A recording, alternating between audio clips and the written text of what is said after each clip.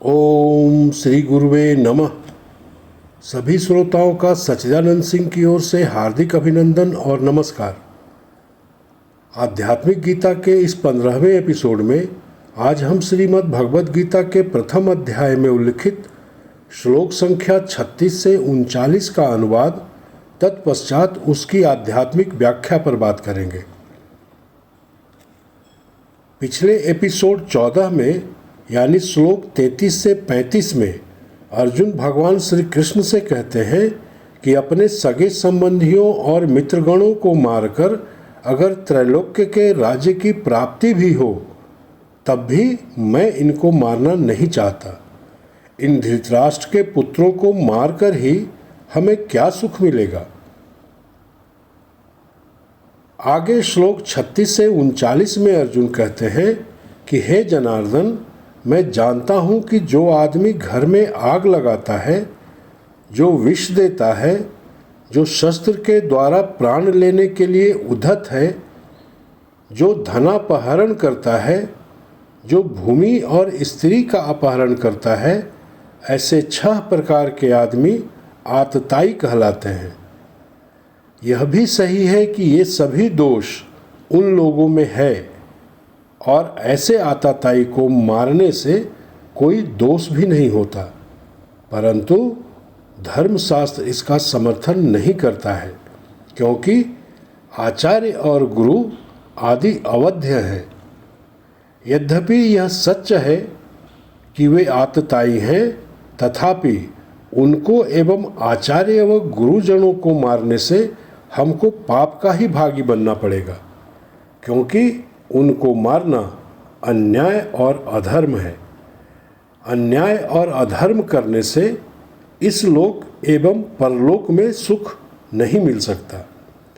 यद्यपि राज्य के लोभ में इनका विवेक भ्रष्ट हो गया है तथा कुल के नाश से उत्पन्न दोषों को और मित्र द्रोह से होने वाले पाप को ये नहीं देखते, किंतु हे जनार्दन, कुल क्षय से उत्पन्न दोष को देखकर भी इस पाप से बचने के उपाय क्यों न हम जान लें, क्योंकि कुल का क्षय होने पर कुल परंपरा से प्राप्त धर्म भी नष्ट हो जाता है। कुल धर्म के नष्ट होने पर शेष सारा कुल अधर्म से पूरी तरह प्रभावित हो जाता है। श्लोक 36 से 39 की आध्यात्मिक व्याख्या इस प्रकार है। शरीर का तेज अर्थात अर्जुन यह भाव प्रकट करते हैं कि हे केशव, मेरी आत्मा में जो सुख की कामना का पाप जान पड़ता है, उसके लिए मैं मन के स्वजन बांधव को मारने की इच्छा नहीं रखता। अपने जन को मारकर मैं कैसे सुखी हो सकता हूँ।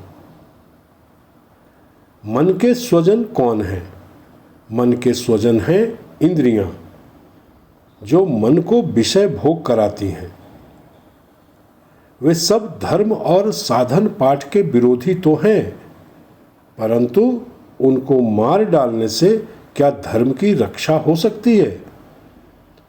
योगाभ्यास के द्वारा जो नाना प्रकार के लौकिक दर्शन और श्रवण होते हैं, उससे तो इंद्रियां ही सुखी होती हैं। वह इंद्रिय और मन ही यदि ना रहे तो साधना आदि करके उसके फल का भोग करेगा कौन? अतएव इंद्रिय और मन को बचाए रखना ही आवश्यक है। उनका नाश करके हमको सुख मिलेगा, इसकी हम आशा नहीं कर सकते। हम मन के आवेग से जो कुछ करेंगे उसमें शरीर और इंद्रिय क्षय कुछ न कुछ तो होगा ही। भला बुरा जो कर्म हम करते हैं उसमें आयु क्षय होता ही है, और आयु क्षय होने पर देह इंद्रिय आदि का पतन होता है। विषय लोभ में मत ये प्रवृत्ति पक्ष वाले क्या यह नहीं देखते कि अधिक भोग लालसा में इंद्रिय शक्ति का ही क्षय होता है। शुद्ध वासना और अशुद्ध वासना दोनों एक ही कुल से उत्पन्न होती हैं, क्योंकि वे दोनों मन बुद्धि से ही उत्पन्न होती हैं।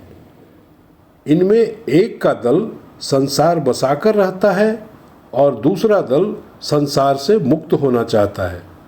अंततः व्यर्थ के कामों में आयु क्षय और श्वास नष्ट होता ही है, किंतु प्राणायाम आदि क्रिया योग के द्वारा श्वास क्षय का निवारण होता है। शरीर का तेज यह भाव प्रकट करता है कि शुद्ध और अशुद्ध वासना दोनों एक ही कुल के हैं, और योगाभ्यास के द्वारा यदि उन सब का नाश होता है तब तो कहना पड़ेगा कि यह बहुत दोषयुक्त बात है। इसलिए हे केशव, इसमें कुल के क्षय का दोष देखता हूँ। तो क्या युद्ध निवृत्ति के लिए सोचना हमारा कर्तव्य नहीं है? शरीर का तेज का यह मानना कि योगाभ्यास से शरीर की सेना यानी नाना प्रकार की इंद्रियों का क्षय होता है, तो हमें यहाँ यह समझने की जरूरत है कि साधन या योगाभ्यास से वस्तुतः इंद्रियां या देह दुर्बल नहीं होती, बल्कि भोग से ही उनका क्षय होता है। साधन के द्वारा शरीर और इंद्रियों की तेज वृद्धि होती है। साधारणतः संयम की उपेक्षा करके दुष्कर्म में प्रवृत्त होने पर शरीर और इंद्रिय क्षय को प्राप्त होती हैं। संयम और साधन के बिना शरीर की रक्षा नहीं होती और शरीर की रक्षा हुए बिना साधन नहीं होता। शरीर का तेज अर्थात अर्जुन की दूसरी शंका यह है कि ऐसा होने पर यानी प्रवृत्ति और निवृत्ति के बीच युद्ध होने पर वे कुल के क्षय का दोष देखते हैं और भाव प्रकट करते हैं कि कुल का क्षय होने से सनातन कुल धर्म नष्ट हो जाएगा।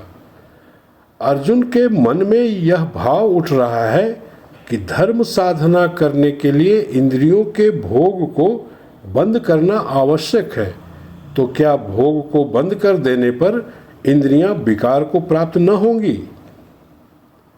यहाँ हमें यह जानने की जरूरत है कि कुल धर्म है क्या वस्तु, यह होता क्या है। हम चाहे विषय भोग करें या साधन भजन, दोनों ही अवस्था में सप्तदश यानी 17 अवयवात्मक सूक्ष्म शरीर अर्थात 10 इंद्रियां, 5 प्राण, मन और बुद्धि के बिना कुछ नहीं हो सकता। इन सब की सामूहिक शक्ति को ही कुल कहते हैं। यह शक्ति मेरुदंड और मस्तिष्क में सन्निविष्ट रहती है। प्रवृत्ति और निवृत्ति के पारस्परिक युद्ध में इस कुल शक्ति का क्षय होता है। कुल शक्ति के नष्ट होने पर जीव के प्राण, मन और इंद्रियां सभी अधर्म के द्वारा अभिभूत हो जाते हैं, अर्थात दुर्बल होकर जिसकी जो शक्ति या धर्म है वह नष्ट प्रायः हो जाता है। जय गुरु।